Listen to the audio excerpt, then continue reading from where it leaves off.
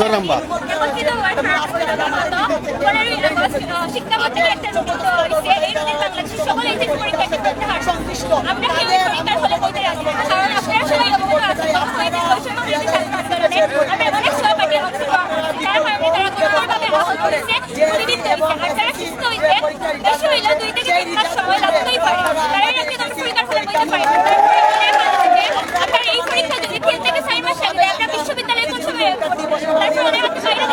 আমাদের একটাই দাবি, আমাদের ভাই হসপিটালের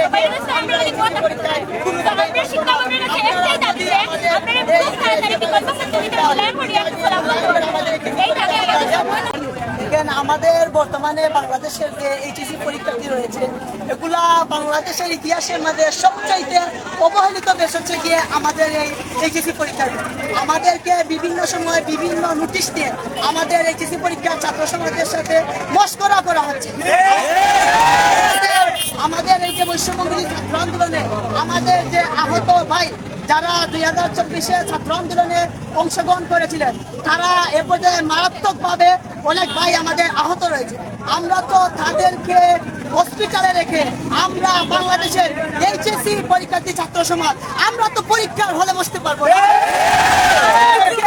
অবশ্যই অবশ্যই বাংলাদেশ উচ্চ মাধ্যমিক শিক্ষা বোর্ডের অধীনস্থ যারা রয়েছে উচ্চপদস্থ কর্মচারী, তাদের দৃষ্টি আকর্ষণ করে বলছি, আপনারা আমাদের এইচএসসি পরীক্ষার আমাদের যে পরীক্ষা আমাদের বিকল্প যে পদ্ধতি আছে এই পদ্ধতিকে আপনারা মূল্যায়ন করবেন এবং আমাদের জেএসসি এবং এসএসসি পরীক্ষার যে রেজাল্ট আছে এই রেজাল্ট আধারে আমাদের পরীক্ষা মূল্যায়ন করতে হবে। আমরা অন্যথায় আমরা এইচএসসি পরীক্ষায় আমরা বসবো না।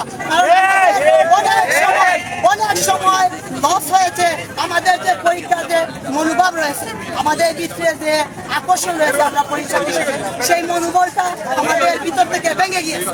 কাজেই আমি মনে করি যে বর্তমান সময়ে এইচএসসি পরীক্ষার্থীদেরকে তাদের পরীক্ষার ব্যবস্থা বর্তমান সময় বিকল্প পদ্ধতিতে মূল্যায়ন করা হোক এবং যদিও পরীক্ষা একান্তভাবে নেওয়া হয় তাহলে হচ্ছে গিয়ে আমাদের যে ডিসেম্বর মাসে রেজাল্ট দেবে, এর মধ্যে আমাদের যে গ্যাপ সময়টা রয়েছে এর মধ্যে আমাদের একবারে আমাদের অবমূল্যায়িত সময়, এই সময়টা আমরা একবারে লস হয়ে যাবে। কাজে সবার দৃষ্টি আকর্ষণ করছি যাতে আমাদের দৃষ্টি সুনজর রাখা হয় এবং আমাদের এইচএসসি পরীক্ষার বিকল্প পদ্ধতি ব্যবস্থা গ্রহণ করা হয়।